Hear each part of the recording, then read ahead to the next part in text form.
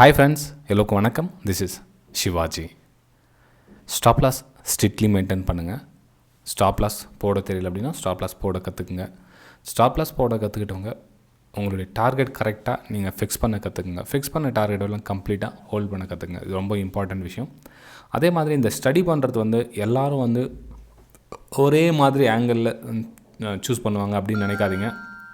ஏன்னா இப்போ நீங்கள் ஒரு 1000 பேர் பார்த்துட்ருக்கீங்க அப்படின்னா 1000 பேருடைய மைண்ட் செட்டும் வேறு மாதிரி இருக்கும். ஓகேங்களா?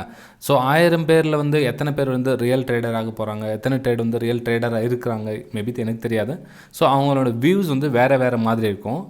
மொத்தத்தில் நமக்கு தேவை ப்ராஃபிட் என்ன, அதை தான் நம்ம பார்க்கணும். ஓகேங்களா? இப்போ ஃபார் எக்ஸாம்பிள் இன்றைக்கி கூட நம்ம லைவ் மார்க்கெட்டில் ஒரு சில விஷயம் நடந்தது, அது கூட உங்கள் கூட ஷேர் பண்ணிக்கிறேன். அதில் என்னென்னா, இப்போ ஒரு ஸ்டாப் லாஸ் ஹிட் ஆகிடுச்சு அப்படின்னா அந்த வீடியோஸ் நிறைய லைக்ஸ் யாரும் பண்ணுறதில்ல, அப்புறம் டிஸ்லைக்ஸு, அப்புறம் ஒரு சில நெகட்டிவ் கமெண்ட்ஸ் கொடுத்துருப்பாங்க. இட்ஸ் ஓகே, அது பண்ணுவாங்க. இப்போ கடவுளே கூட நல்லது செஞ்சால் தான் கடவுள் கூட பூஜை புனஸ்காரம் எல்லாம் பண்ணுவாங்க. இப்போ கடவுள் ஒரு சில விஷயத்துக்கு கஷ்டம் கொடுக்குறாரு அப்படின்னா அந்த கஷ்டம் கொடுக்க சொல்ல கடவுளே தூட்டுறவங்க இருக்கிறாங்க இந்த காலத்தில். அப்படி தான், அதாவது கிவ் அண்ட் டேக் பாலிசி, நீ என்ன செஞ்சு அப்படின்ற மாதிரி பார்க்குறாங்க. எல்லாமே என்ன சொல்கிறது, ரியாலிட்டியை சொல்கிறவங்க ரொம்ப குறைவாக இருக்காங்க இந்த உலகத்தில், புரிஞ்சுக்க. அப்புறம் இந்த தேன் தடவி வார்த்தைங்களை பேசுகிறவங்க சிலர் இருப்பாங்க. இதெல்லாம் கொஞ்சம் எச்சரிக்கையாக இருக்குது. நான் ஃப்ராங்காக நம்ம யூடியூப் சேனல் எது ரியாலிட்டியோ அதுதான் நம்ம சொல்ல முடியுமே தவிர இல்லாத விஷயத்தில் சொல்ல முடியாது. கொஞ்சம் புரிஞ்சுக்குங்க. ஓகேங்களா ஃப்ரெண்ட்ஸ்? இப்போ இது லைவ் மார்க்கெட்டில் முடிஞ்சது, சார்ட் முடிஞ்சிச்சு. ஓகேங்களா? இப்போ நீங்கள் எப்படி வேணாலும் ட்ரா பண்ணலாம். எப்போது மார்க்கெட் முடிஞ்சிச்சு சார், இதில் என்னென்ன விஷயம் நம்ம பண்ணியிருக்கலாம் அப்படின்னா, இங்கே பிரேக் அவுட் ஆகிடுச்சு, அதுக்கப்புறம் இங்கே ஒரு பிரேக் அவுட்டு, நிறைய பிரேக் அவுட்லாம் நிறைய வந்திருக்கு சார் இதில் அப்படின்னு நீங்கள் சொல்லலாம் ஃப்ரெண்ட்ஸ். ஆனால் நான் என்னோடய வியூ நான் பார்த்ததில் இதில் என்னோடய வியூ கம்ப்ளீட் டோட்டலாக சேஞ்ச் இருந்தது. ஆக்சுவலாக என்னோடய வியூ கிடையவே கிடையாது. என்னோடய வியூ இன்றைக்கி என்னென்னா சேல் சைடு வியூ இருக்குது. ஸோ சேல் சைடு வியூனா பிரேக் டவுன்னு பார்த்தேன் நான். நீங்கள் இதுக்கு முன்னாடி லைவ் வீடியோ போட்டிருக்கேன் பாருங்கள், லைவ் மார்க்கெட் இது. உங்களுக்கு அது மார்னிங்கில் இந்த இடத்துல நான் உங்களுக்கு அக்ரெசிவாக அங்கேயே உங்களுக்கு சேலிங் சைடு என்ட்ரி ஆக சொன்னேன். மேபி உங்கள் ப்ரைஸ் வந்தது, ஆனால் நம்ம டார்கெட் வரல. ஓகே, இன்னும் கொஞ்சம் 20 பாயிண்ட்ஸ் கீழே இருந்தால் டார்கெட் வந்திருக்கும். இட்ஸ் ஓகே, அங்கே மிஸ்ஸிங் ஆகிடுச்சு. அதுக்கப்புறம் என்ன பண்ண, இன்னொரு பிரேக் டவுன் நம்ம பார்த்தேன். ஓகேங்களா? ஸோ இந்த பிரேக் டவுன்லேயும் நமக்கு ஸ்டாப் லாஸ் ஹிட் ஆகிடுச்சு. ஓகே, இந்த பிரேக் டவுனில் ஸ்டாப் லாஸ் ஹிட் ஆகி, ஏன்னா இது ரெசிஸ்டன்ஸ் தோணுது. ஸோ அந்த இடத்துல ஒரு ரிஜெக்ட் ஆனது ப்ரைஸ், அந்த நான் ப்ரைஸ் கீழே வரும் ரீடெஸ்ட் ஆகிட்டு அப்படின்னு என்னோடய வியூ அதுவும் ராங் ஆகிடுச்சு, மேலே ஹிட் ஆகிடுச்சு. ஓகேங்களா? ஸோ அகைன் என்ன பண்ணேன், இன்னொன்று சேம் அதுலேயே இன்னொரு ட்ரெண்ட் லைன் ட்ரா பண்ணி எனக்கு இன்னொரு பிரேக் டவுன் வந்துச்சு. ஸோ அந்த பிரேக் டவுன் எனக்கு ப்ராஃபிட் கொடுத்து, அது உங்களுக்கு ஸ்க்ரீன்ஷாட்டில் டெலிகிராம் சேனலில் சென்ட் பண்ணியிருக்க பாருங்கள். ஓகே, இது என்னோடய ப்ரைம் டெலிகிராம் சேனல் உங்களுக்கு பிரேக் டவுன் எப்படின்னு உங்களுக்கு லைவ் மார்க்கெட்டில் காமிச்சிருக்கேன் பாருங்கள்.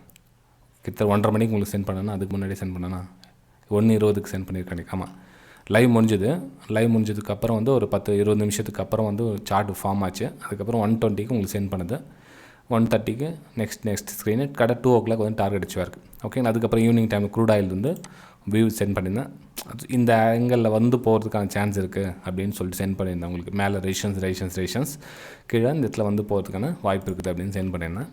அதுக்கப்புறம் பார்த்தீங்கன்னா ப்ரைஸ் எந்த ஆங்கிளில் போயிருக்குன்னு நீங்களே பார்க்கலாம். ஸோ ப்ரைஸ் கிட்டத்தட்ட நம்ம ஒரு ஆங்கிள் போயிருக்கு. ஓகே, ஏன் அதை உங்கள் கூட ஷேர் பண்ணுறோம் அப்படின்னா, ஸ்டாப் லாஸ் அப்படின்னாவே நிறைய என்னோடய வீடியோஸ்லாம் டிஸ்லைக் பண்ணுறாங்க, அதுக்கப்புறம் லைக்ஸ் யாரும் பண்ணுறது இல்லை, அப்புறம் நெகட்டிவ் கமெண்ட்ஸ், இதெல்லாம் உங்களுக்கு தயவு செஞ்சு ஒரு சின்ன ரிக்வஸ்ட் ஃப்ரெண்ட்ஸ்.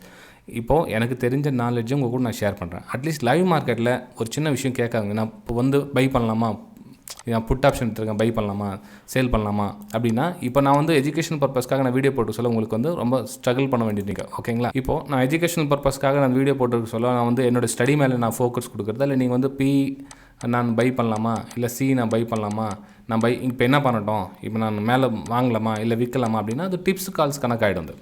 ஓகேங்களா? இப்போ நான் ஸ்டடி பண்ண உங்களுக்கு ட்ரெண்ட் லைன் ட்ரா பண்ணுறேன் அப்படின்னா, அந்த லைன் இப்போ இங்கே ப்ரைஸ் இங்கே போயிட்டுருக்கு, இங்கே என்ன பண்ணணும், அங்கே சேல் பண்ண புட் ஆப்ஷன் சேல் பண்ணிட்டோம்னா வெயிட் பண்ணுங்கள் அப்படின்னு சொல்லிருந்தீங்க. ஸோ ப்ரைஸ் நேரத்தில் மூவ்மெண்ட் ஆகிறதுல வெயிட் பண்ண மேபி 1/2 hour 30 minutes 40 minutes ஆகலாம்.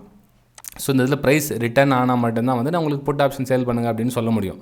மேபி இந்த இடத்துல கட் ஆகிட்டு மேலே போய்ட்டு இந்த ஹையை கட் ஆகிட்டு மேலே போய்ட்டு stop loss hit. Okay, so இதை எஸ்எல் ஹிட் அக்செப்ட் பண்ணணும். ஓகேங்களா?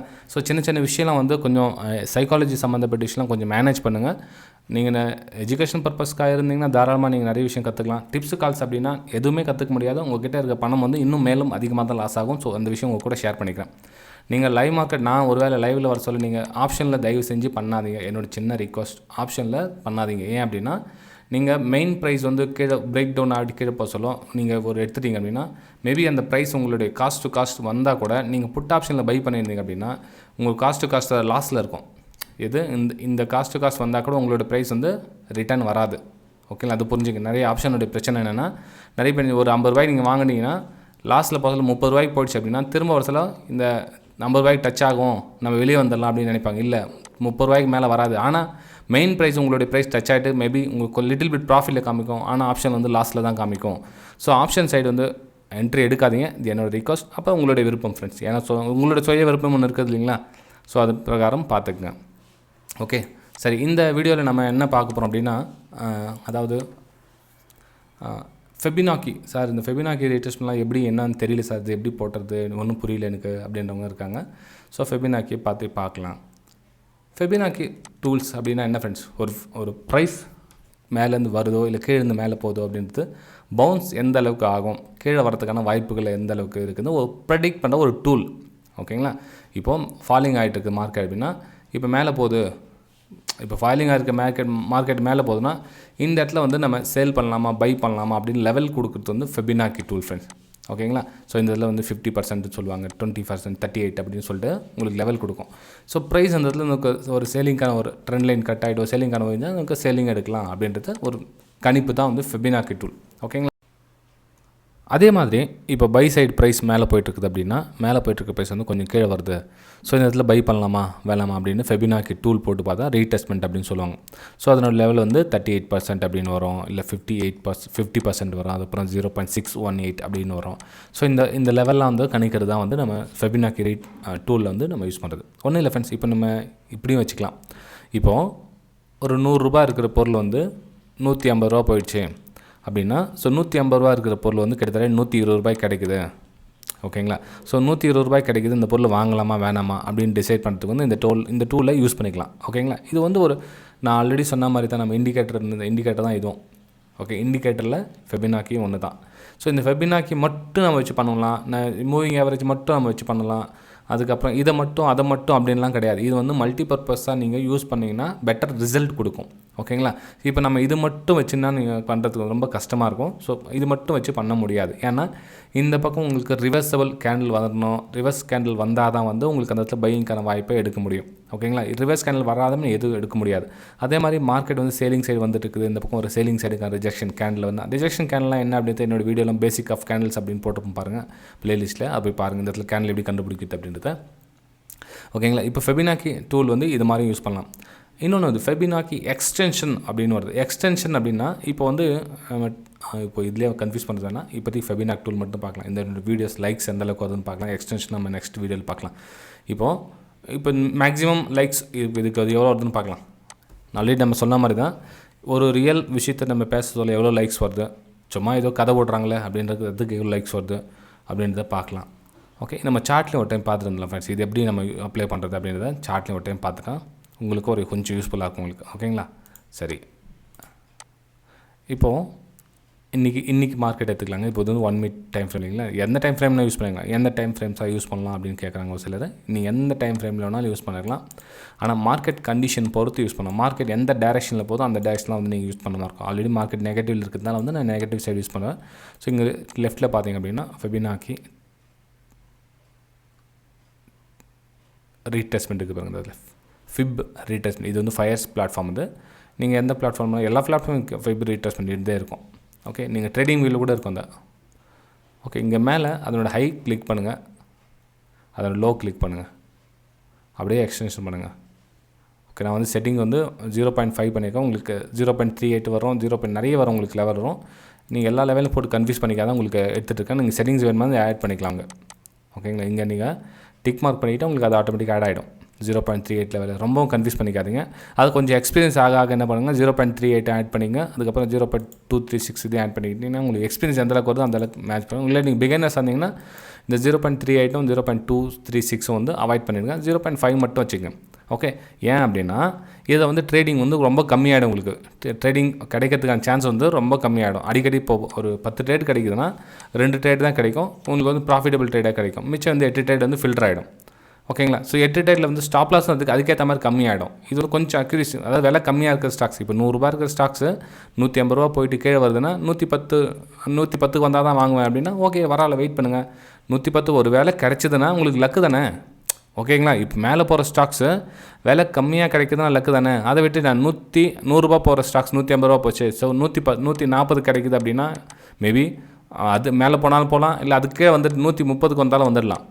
ஓகேங்களா. ஸோ அதுக்கப்புறம் 120 வரலாம், 110 வரலாம். கடைசியாக நமக்கு ஓரளவுக்கு இந்த 50% தான் ஓரளவுக்கு நார்மல் ரேட். இது அதை விட 100 வரலாம். 100 வரது சான்சஸ் ரொம்ப கம்மி. ஓகேங்களா. ஒரு ஸ்டாக்ஸ் மேலே போயிட்டு சடனாக அந்த ஃபாஸ்ட்டாக கீழே வரது ரொம்ப சான்ஸ் கம்மி. இது மாதிரி வந்து புல் பேக் எடுக்கிறதுக்கான சான்ஸ் வந்து ரொம்ப அதிகம். ஸோ அதனால தான் உங்களுக்கு 0.5 லெவலில் உங்களுக்கு வச்சுருக்கேன். ஓகே, இன்றைக்கி கூட உங்களுக்கு வீடியோ ஸ்டார்டிங்கில் சொன்னேன் இல்லைங்களா.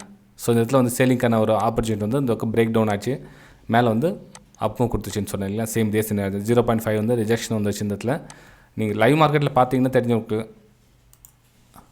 லைவ் மார்க்கெட்டில் யாரும் லைக்ஸ் வந்து அந்தளவுக்கு ரொம்ப கம்மி தான் இருக்குது, வியூஸும் அந்தளவுக்கு கம்மி தான் இருக்குது. அதுக்கப்புறம் நெக்ஸ்ட் லெவல் பார்த்திங்க அப்படின்னா இந்த 0.61 லெவலில் வந்து நீங்கள் மேப் போட்டிங்கன்னு தெரியும் உங்களுக்கு ஃபெபினாக்கி எக்ஸ்டர்னலில். ஓகே, போட்டு பார்த்துலாம். அது எனக்கு கன்ஃபியூஸ் வேணாம். ஓகே,